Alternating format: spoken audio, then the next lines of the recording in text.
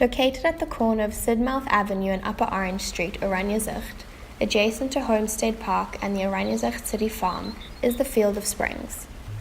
Long before travelers from China and Europe breached the shores of the Cape, these natural springs were used by the Kuna people during the dry summer months to sustain their communities and cattle.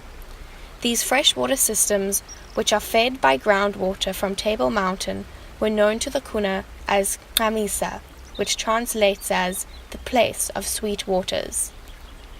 The abundant flow of water compelled Dutch travelers on their way to the East Indies to establish a halfway point in the Cape. The VOC's garden, which was to supply Dutch ships with fresh fruit, vegetables and herbs, received its water from these springs right here in Oranjezicht. Here is the main spring, known as the Stadsfontein, one of 32 artisan springs in the City Bowl. The land around these springs was owned by the Van Breda family. The farm, whose main income was the sale of fruit and vegetables, boasts views of its abundant orange trees growing in the Table Valley. Many organizations believe that not enough of the water is being used and that millions of liters are being wasted daily. In our drought-ridden time, when water is a precious commodity, many think that the municipality should be doing more to ensure that this water is being used as efficiently as possible. An organization called Reclaim Kamisa is currently working on a movement that aims to publicize the fact that so much water that could be used is going to waste. They also strive to educate people about the largely unknown underground waterways that exist beneath our city.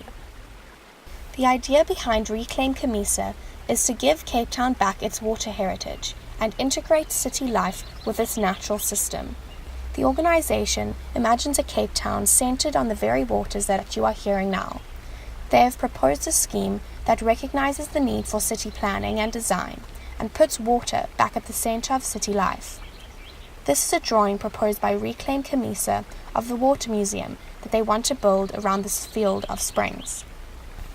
Since 2005, Reclaim Kamisa has been trying to get the council to endorse their project. They applied to use the land a couple of years ago, but the land was allocated to community members who then started the Oranjezicht City Farm. There is, as a result, some bitterness towards the farm.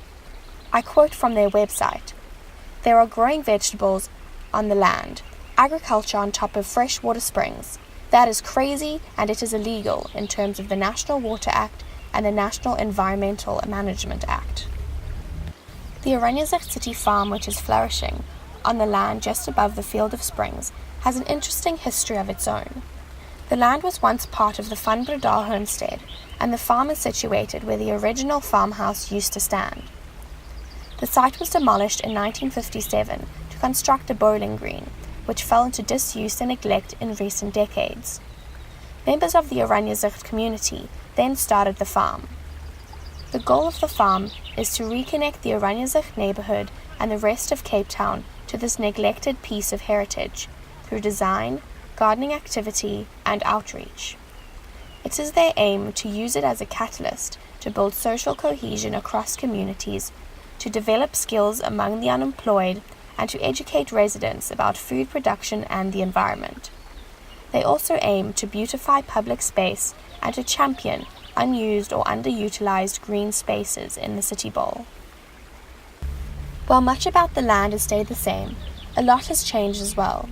The social, political, and environmental challenges that Cape Town faces has forced many people in the community to step up and do what they can to improve the city. It is amazing that there are initiatives such as Oranjezicht City Farm and Reclaim Kamisa who are passionate about caring not only for people but also the land. The city is a far cry from a utopia, but with the hard work and dedication of Cape Town citizens, there really are so many opportunities and possibilities for the betterment of the city. Cape Town is truly a one-of-a-kind place, one that without a doubt is worth protecting, preserving, and improving.